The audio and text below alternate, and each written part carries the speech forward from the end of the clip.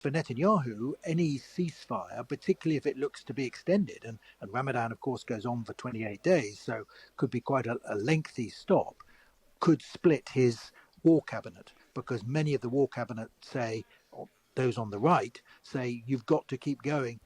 Hamas are on the back foot. The fact that they're even talking shows that this military pressure is working, and we must not take our foot off their throats, as it were. Now, UN observers say that many of those injured among crowds around an aid convoy in Gaza suffered gunshot wounds. More than 100 Palestinians are reported to have been killed during the incident. President Biden's announced plans for a first US military airdrop of food and supplies into Gaza. He also says he hopes to see a ceasefire deal in time for the start of Ramadan, which begins around the 10th of March. So how realistic is that? Hoping so. We're still working real hard at it. Not there yet. What is the biggest holdup right now? I'm not going to tell you that because that would get involved in the negotiations.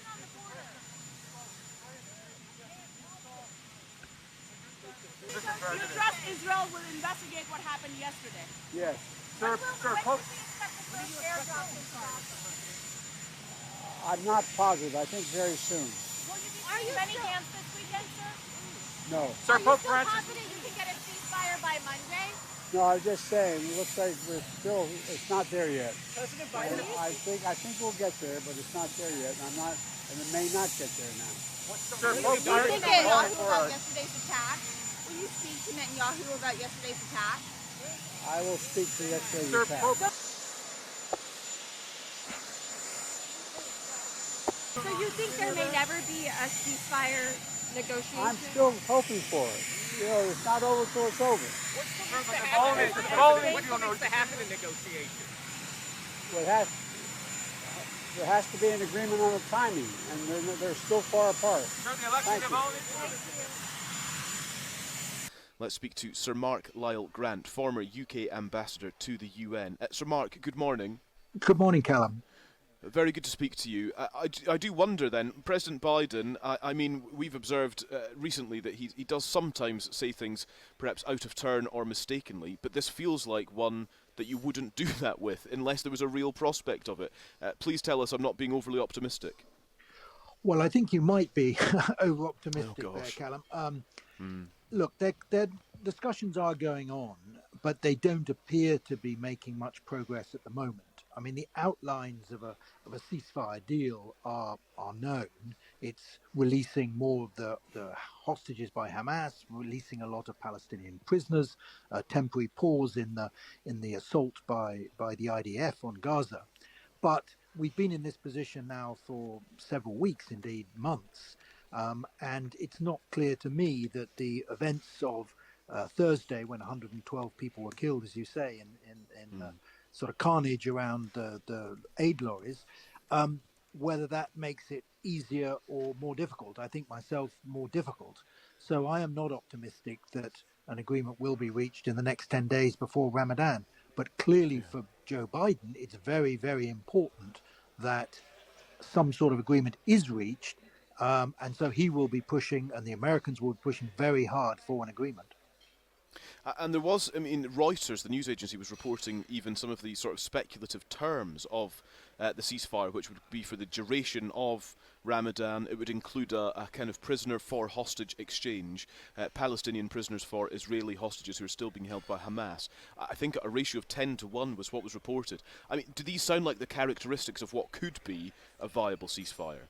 Yes, absolutely. I mean, the ratio of 10-1 is standard in this sort of Israel-Palestinian exchange. And also, it is a sort of well-established precedent to have a temporary truce during Ramadan. We've seen that in a number of conflicts around the world. So, you know, the setup is there.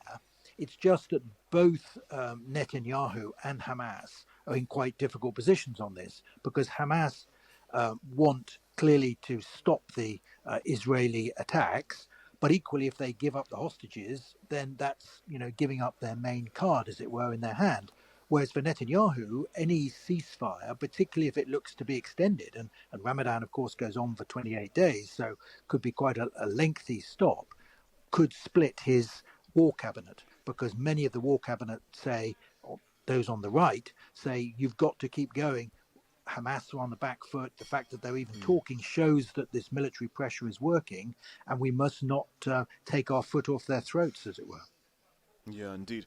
And just a final one, Sir Mark, because I'm quite taken by something we've discussed since the outbreak of this conflict in October, the regional implications, because I clocked this as well, that Lebanon's caretaker Prime Minister said that a halt to fighting in the Gaza Strip, which could come in theory as early as next week potentially, would trigger indirect talks to end hostilities along Lebanon's southern border with Israel. And I just raised that by way of highlighting how important it is to make progress in the Gaza conflict in order that some sort of stability returns to the wider region. Well, absolutely. And I think there would be a knock-on effect, a domino effect, that if there was a ceasefire that looked as though it could be sustainable, not only would that have an impact on the Lebanese border, but also, and more importantly, really for the United Kingdom, it would be an excuse for the Houthis to stop attacking commercial shipping in the Red Sea, because they have linked that directly to the assault in Gaza. And that would be very important for the global economy and indeed the British economy. Sir Mark Lyall Grant, thank you very much indeed. Thanks for joining us. Thank you. It is now. Sir Mark. Oh, sorry, I was just going to say, Sir Mark is a former UK ambassador to the UN.